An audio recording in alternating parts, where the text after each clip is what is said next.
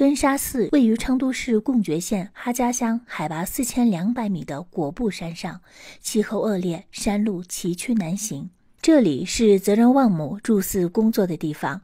2008年，毕业于中国人民公安大学的泽仁旺姆选择回到家乡工作，通过考试成为贡觉县公安局的一名人民警察。3年多后，泽仁旺姆又被分配到根沙寺管委会工作。尽管现在已经在寺管会工作11年多，但是泽仁旺姆对初到根沙寺的情形记忆犹新。以前住寺没有管委会，我们跟尼姑住在一起。那时候下雪下雨的时候，去山顶上找信号，实在找不到信号的时候，就搭老百姓的拖拉机；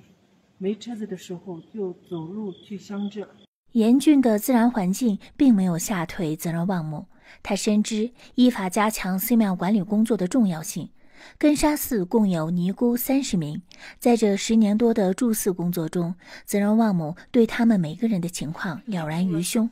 只要有需要，大家都会第一时间想到他，大到看病请假，小到买药办卡，泽仁旺姆总是帮他们耐心的一件一件去处理。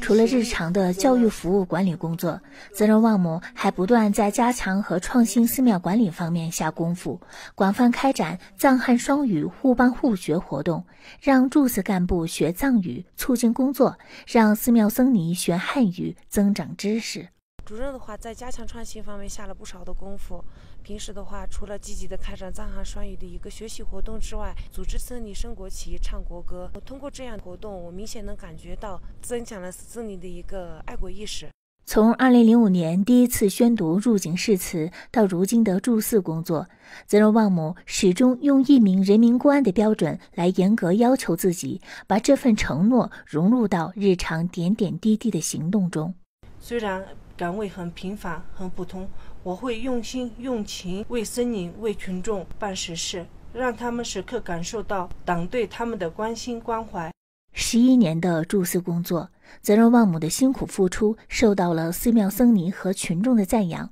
得到了上级领导的肯定。他先后被授予自治区级、县级优秀住寺干部、优秀共产党员、优秀党务工作者等荣誉称号。成为党的20大代表，他决心继续用实际行动践行党员的初心使命，不断提升广大僧尼的获得感、幸福感、安全感，不断增强他们的国家意识、公民意识、法治意识。这次我能当选为20大代表，是我从警工作和住寺工作的一次认可和激励。作为一名来自基层党代表，我非常关注我们西藏各民族交往、交流、交融不断深入，筑牢中华民族共同体意识这方面的工作，把基层群众最关注的问题带到党代会上。